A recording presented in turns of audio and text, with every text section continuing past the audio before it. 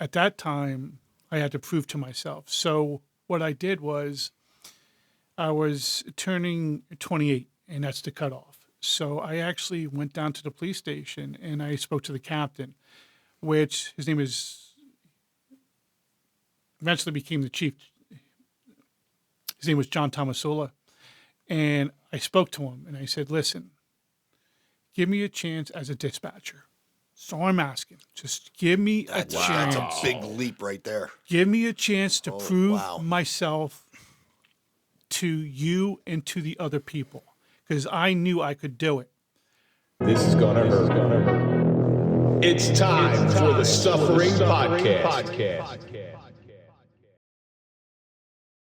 So you go through this process in 9 days. Now, in 9 days, are you cured? No. And this is why, getting back to my nephew, I'm being so tough on him because I had to practice every single day. Every single day I had to practice. Not only did I have to practice, but I had to prove people wrong. And I still do that. And that's probably one of my downfalls because I will never let my guard down. I'm saying you still probably practice every day too. Every it's, day. It's on your every time you open your like Yes. like I said, don't take this the wrong way, No. but every time you open your mouth, it's got to be in the back of your mind. Absolutely. Especially being a police officer. Yeah, without doubt. You know, and I had a lot of naysayers. Actually getting hired, it took me 10 years in order to get hired. I took 3 service tests, and it took one guy, which at that time was the captain, to give me the chance. And if it wasn't for him, I probably wouldn't be here. To tell you the truth, I would not be here. What led you down the road to law enforcement? My father was a cop. My father was a cop for 25 years. He was a lieutenant. He was... Even that legacy didn't help you out? No, because I had a reputation.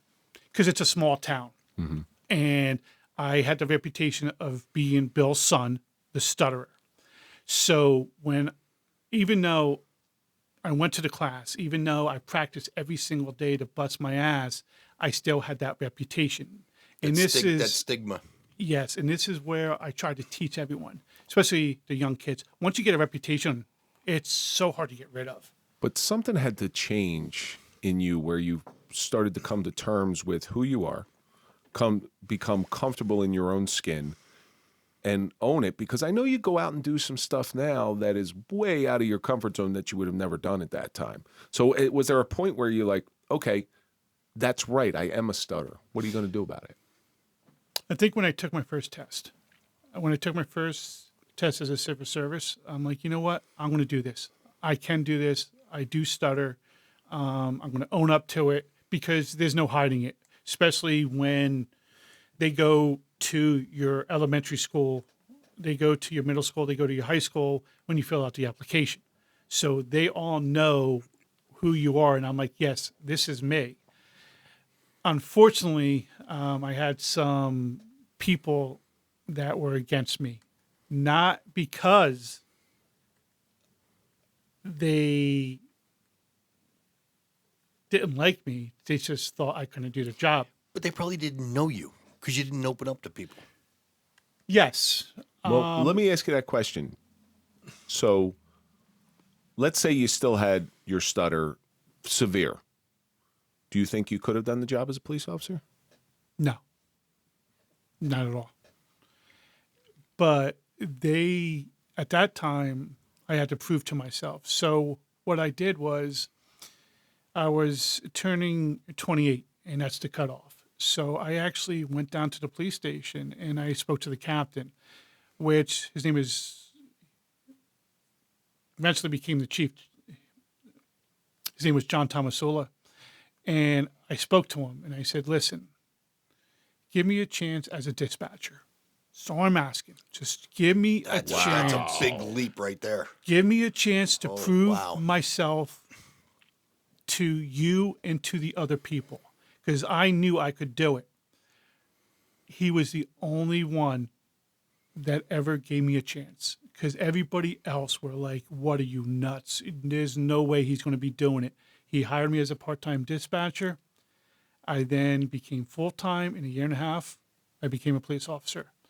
Even though that I did a dispatching, I still had some of the officers still doubting my ability, which just drove me even more.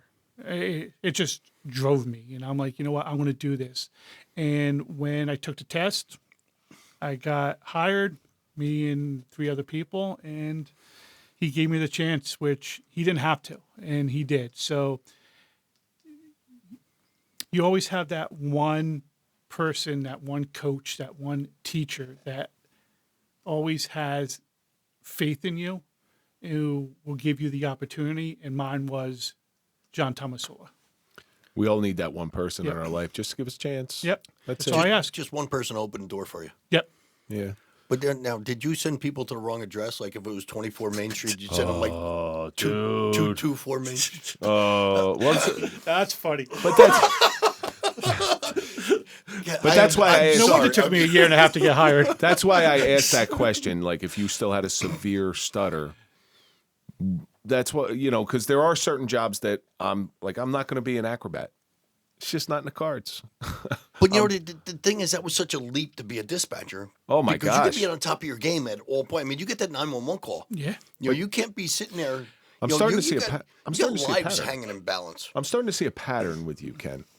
So your mind is for good and for bad. Your mind defeated you when you were young, but then you started in that strength that your mind had to be able to push you down and shut you down and defeat you is the same power you use to start overcoming. And when you overcame one thing, hey, I can do this. Then I overcame another thing, I can do this, and so forth and so on. Yes. That's you started using your suffering for good. That ability to take so much crap and overcome it. My hat's off to you. It seems the power he didn't have as a child was amplified and became one of your most powerful. I did have a turning point, though. I think it was the second time that I took the test, and they skipped over me. Now it's going to get dark a little bit. I'm sitting in my apartment, and my friend loaned me a CD. It was from a hair band called Trickster. I know Trickster very well. Steve Brown's a very good friend of mine. Steve Brown. Pete Lawrence, Steve Brown. Steve Brown saved my life. Okay. I know Steve Brown very well. In fact, when I finish the story, I'll tell you a story about Steve. So it's the old sound system, with the tear system and the big ass speakers. So my friend loaned me, and I remember sitting in the corner. Now, I haven't told nobody this actually, maybe 1 or 2, but I'm sitting in the corner of my apartment, okay? And I'm thinking, this is over, okay? Because my dream just ended because they hired somebody else. So I'm looking over at a knife on my kitchen counter. So I'm playing the music, and there's a song by Trickster. It's called On and On. No, well, Saved my life. That lyrics, or those lyrics in that song hit me. Every word hit me. Basically saved my life, because I don't know what I would have done if I did not hear that song. So, forward 20 years later, I'm at Newton Theater. Another hair band, Mr. Big, is there. Which sings the most fucked up song in the world. Which one? I want to be the I just want to wait on the line to be the next be with you. Yes. They're running a train on the poor girl. That's the most fucked up song I ever heard in my life. So, Kev, we're talking something serious here. I understand that, but yeah, when please. he's the funny one. Mr. Big standing in line to be the next to be with a girl. So I'm looking over. So the lead singer, Eric Morton, comes out, sees me in uniform because I'm working, and goes, "How you doing?" Couldn't be the nicer guy. And I just look over and I see PJ, the bass player from Trickster. Now you have to be a big Trickster fan to know who To the know who bass PJ player is, yeah. and know PJ, especially he looks a lot different now. So I'm starting to talk to PJ, and I said, "Listen, your song saved my life." So he's letting me talk, and I'm sure that a lot of people wanted to talk to him. So I give him my number with my business card. I'm like, "Hey, if you ever in Newton, ever get pulled over, use my name." There you go. So the next day, he texts me and says, "Hey, this is PJ. Awesome talking to you." He goes, "This is Steve Brown's number. Call him, text him, tell him your story." So I did. And wouldn't you know, like 6 hours later, Steve Brown's talking to me. Leaves a message. 6 months later, I go to his house. Okay. Paramus. And no, Ringwood. So I think it's Ringwood. So I start talking to him, and I'm like, "Guy, you basically saved my life." Okay.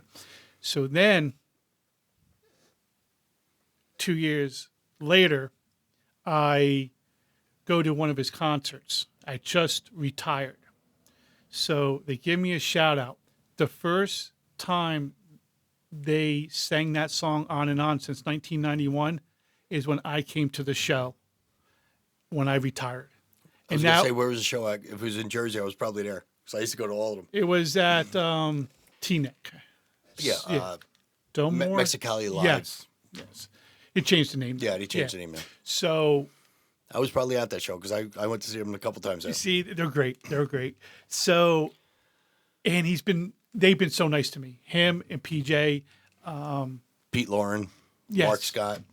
So I couldn't be, happier with how they were to me. So that's just a side note story. But if you think about it, if you never, I know stuttering has been rough on your life, but if you never stuttered, just think about where that took you. That story right there, and I'm sure there's other things involved as well, other incidents like this. If you would have never stuttered, we say this a lot here. If Mike and I were never in a police shooting, we would never be here. I like being here. If you didn't stutter, I'm not going to say this is one of your highlights of your life, but you would have never sat in front of Trickster. No, and this is a highlight. Believe me. No, this. Ken, we got to get you some better memories. I was going to say if he never opened his mouth to PJ. Yeah. This is awesome now. But yeah, but that's really I'm cool. very fortunate. The things I have done, the speeches that, So when you go out and talk, do you specifically talk about stuttering or the effects of being self-conscious as a child? confidence, everything happens for a reason, and reputation, and how to reach your dreams. That's what I basically talk about, because if I can reach one person, because I never had that, and the school system didn't have the support staff they do now. They didn't bring in speakers. I mean, we're lucky that we got to see a fire truck doing fire prevention. Okay, that was a highlight of, So when I do the talks, I basically talk about how to reach your dream, and don't let anybody say you can't do it, because I'm a living proof. If I let all the people who said I couldn't be a cop, there's no way that I would be a cop, because I had people going through their woodworks. Oh, I remember him in school. He can't be a cop. And 25 years later, I'm living off a pension. Wouldn't it be great if you pulled one of those people over? Listen, motherfucker. Actually, I'm going to give you a ticket. living in the town that I work in, going to school, I only dealt with one person that brought up about my past. And I'm looking at him, I'm like, hey, jerk off, you're the ones in handcuffs. So you can make fun of me all you want. I win. There we go. Yeah, I win. But This there's is only your one story, person now. Your bullying story. Oh, it's a sad thing too, It because is. you seem like a really great guy. Okay, and those people who were not so kind to you over your life or put you down and told you couldn't, they really lost out. It's their loss. Like I'm sure when you were a kid, you thought it was your loss that you couldn't be involved in that life. But but moving forward as an adult, all these things that you've accomplished, it's their loss. You know, I am fortunate enough to understand what my loss was by being such an asshole as a kid. And there was a reason why I was an asshole as a kid. He's not talking about later in life either. Yeah. There was a reason for it. It was I wasn't okay at home. So I took it out on everybody else. But Ken, you got an amazing story. Is there any plugs that you want to throw out? You give out your social media, of course. I want people to find you. Yes, and I'm now a bartender at O'Reilly's. It's a Irish pub in Newton. Stop by and see me. A little bit of a hike for me. But Oh my gosh, you couldn't be any more stereotypical. Irish cop, now working as a bartender. It's What's the other place? Irish Cottage Inn. yeah, that's in Franklin. Yeah, that's in Franklin. Yeah, that's about a half hour away from us. But I always want to be a bartender because of the show Cheers and Coach. Coach is the best. I just wanted to sit and sling beers and talk sports. I just started. But see, I mean, that's another hurdle now. Now you got to talk to people on a regular basis. But I love it. Oh, good for you. Good. You've overcome it then. Well, you've spent part of your life being silent. I spent in shelter, and now I won't shut up. Now he's not gonna pent shut up. I won't shut up. He wants to I come just- back on the podcast tomorrow and tell us Yes, more I stories. do. I want to, But no, yeah. So if I can help out anyone, by all means, just give me a shout. But just getting back to it real quick. Well, we never gave out your social media. Oh, go ahead. it's Ken Teets. We're going to put a link to it as well. Yeah, that's my Facebook. I'm on Instagram. I think it's Ken Teets. Just getting back to that real quick. When you were listening to that Trickster song and you saw that knife on the shelf, were you ever suicidal as a young No. kid? No. No, I should say I don't remember. I could have been. I may have blocked it out, but I don't recall ever being suicidal as a kid. But I could have blocked it out too. But I'm 'cause- saying you had to be a miserable existence. So you probably Yes. just want to say, why am I here? Yeah, it's me and my dog Fido. That was my friend. Dog doesn't care whether you stutter. I didn't stutter in front of my dog. The dog didn't stutter in front of you, did he? Nope. We're coming to the end of this thing here, but before we go, I want to ask one question because I know that there are certain people who stutter, but they can sing perfectly. Yeah. And that's true. Mel Tillis. Mel Tillis? Mel Tillis. Mel Now- Tillis Tillis, was yeah, stuttering, yeah. And that's because of the airflow technique. Because of so it's the same concept. It's the same concept. Do you remember Stuttering John from Howard Stern? Of course. He used to sing too. Yeah. So well, no, that's Billy Ocean. He just didn't speak English. He didn't speak English, but he sang beautifully. I was going to say Elton John stuttered too. Oh, no, it was that song Benny and the Jets. It's like Shecky Green over here. So Ken, I am sorry. No, that's okay. I'm sorry. That's okay. So Ken, we are coming to the end of this thing here, and you got this amazing journey that you got to be ultra proud of. Wasn't always that way, but I know you've learned some stuff from all those things that you went through as a child, and stuttering the way you did, shutting down, to finally getting some help and taking your life back. But it had to teach you something. So what do you think your suffering has taught you? Everything happens for a reason. There's a reason why I'm here today. There's a reason why I Because you know Clark. Because I know Clark. There's a Because he got the reason. number from Clark, so he called. There's a reason why I had to go through the pain and suffering. Maybe because someone won't have to. So when I do my talks, hopefully I had to deal with the pain and suffering and not let somebody else do it. Well, he said God gives his battles to his toughest soldiers. Yes. You know, know. And you know what's funny too? He was so nervous to come in here. Came in with all his notes. Didn't even look at his notes once. Well, that's what I tell people. So we have these outlines, say right? that, yeah. We have these outlines here. If I ask you every question on this outline, it's going to be a really shitty interview. Okay, Ken. Number one, introduction. Yeah. You number know- two, social media question. I did have a lot of people on my side. Well, not a lot of people, but I had a few people that were on my side. And one is my wife, Michelle.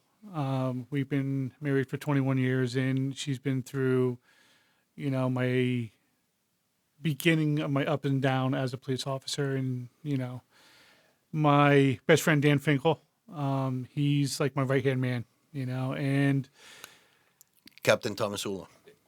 Chief Tomasula. Chief Yep, Tomasula. Chief He was Tomasula. a captain, you said, He was when the first- captain, yeah. Now yep. he's a chief. He recently passed away, and what sucks about the whole thing with him dying, not only that he passed away, but he actually died during COVID. So he didn't have the send-off that he really deserved. And that really bothers me because for what he has done for my life, I mean, he's the reason why I'm here today.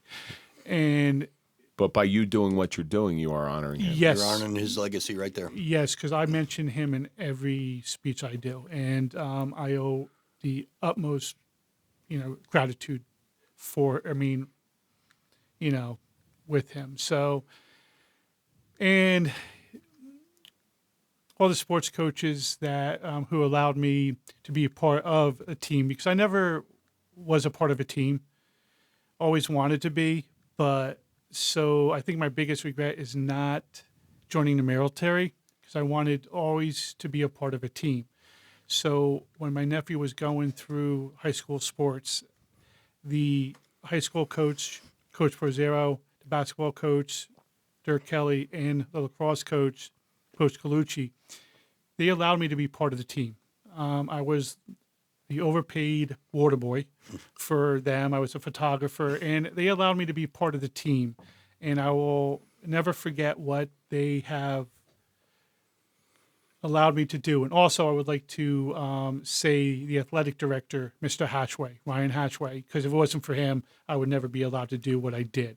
I will tell you this, Ken. So although you say you were never part of a team, you're now part of our family. Oh, thank you. That right. means a lot. And I was going to say, you said a lot of people had your back in the day. Guess what? You got two more that have your That's back. awesome. Well, You got guys, two more thank that you will so always much. have your back. All right. Two guys who will make the most inappropriate. Well, one guy will make the most inappropriate jokes at the worst times. You did too. You did too. You did. Thank you. I did not. Thank you. Mine were all done with love. It's a difference. The Elton John one hurt me a little bit. Thank you so much for coming in. Guys, I want to thank you. This was awesome. Ken, I had it was a great pleasure, time. man. It Thank was a you. pleasure. I'm just happy that you got through this and you're outspoken about it and you're helping other people. That's Thank the main you. thing. I really appreciate it. And that's going to do it for this episode of the Suffering Podcast, The Suffering of a Stutterer with Ken Teets. And let's think about all the stuff that we learned. Kids can be cruel. One chance is all you need. If you want it bad enough, you're going to practice to get it. Anything is possible if you put your mind to it. Never let anyone tell you you can't do it. But most importantly, everything, and I mean everything, happens for a reason. And that's going to do it for this episode of the Suffering Podcast. Don't forget to go to popple.com, get your digital business card, put in the code TSP20 for a 20% discount. Follow us on all social media. That's LinkedIn, Facebook, TikTok, Instagram. OnlyFans. Follow Mike at Mike_Falaise. Follow me at Realkevindonaldson. And, of course, follow the Suffering Podcast. We'll see you on the next episode.